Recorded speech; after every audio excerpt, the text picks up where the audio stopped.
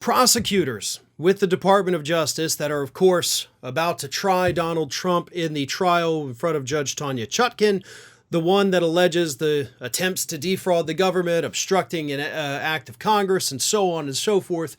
They laid out their strategy in a court filing this week that, for the record, was very heavily redacted. But the strategy, they say, is we're just going to use Donald Trump's own words against him. Because, by the way, we've also got new evidence that was heavily redacted, but we got a little bit of it. We got this new evidence that kind of shows that Donald Trump not only was subverting democracy and all of that, but was actively supporting riots in order to stop the certification of the election. So what the prosecutors are going to do, and this is a little complicated, so bear with me on this. The prosecutors say that, listen, Donald Trump, after the November 2020 election, went out there countless times talking about fraud, talking about election being stolen, blah, blah, blah, yada, yada, yada. We have all these quotes, all these clips, blah. We're going to show all that in trial. I'm not going to show it right now. That would take days. But we're going to show that in trial.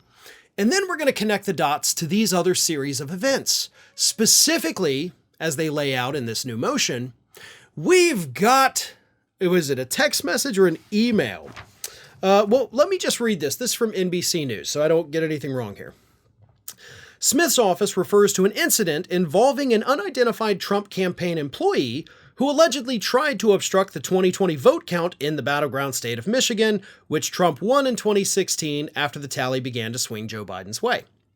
According to prosecutors, the employee messaged a lawyer supporting the Trump campaign's operations in Detroit and, quote, encouraged rioting and other methods of obstruction when he learned that the vote count was trending in favor of the defendant's opponent. That portion of the filing, which is largely redacted, said that soon after the messages were sent, quote, a large number of untrained individuals flooded the voting site at the TCF Center, since renamed Huntington Place, and began making illegitimate and aggressive challenges to the vote count.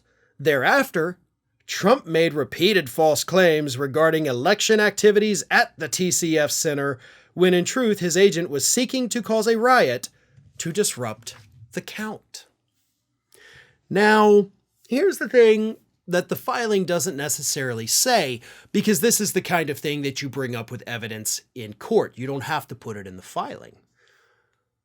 Was Donald Trump in contact with this employee? Right? Because you can't just say that, hey, these independent people over here were doing this thing wanting a riot, and then Trump was tweeting out bad things happening at the place where they wanted the riot, and they're totally not connected, right? We can't connect point A to point B over here. We just think it's a coincidence. Lawyers do not file anything based on coincidence. Lawyers do not put something in a motion. They do not put it in the filings if they cannot connect the dots. Those of you that have worked or do work in the legal field in any way, you know exactly what I'm talking about. A lawyer will never ask a question to which they do not already know the answer. It's the same with this. Like, we're not just going to put this out here and put this out here and hope the jury thinks the two are connected. We're going to connect those dots for you in court. That's what they're telling us. It is my belief, based on my experience in the legal field, they have a direct connection. They have Donald Trump either talking to the lawyer or to that staffer who talked to the lawyer.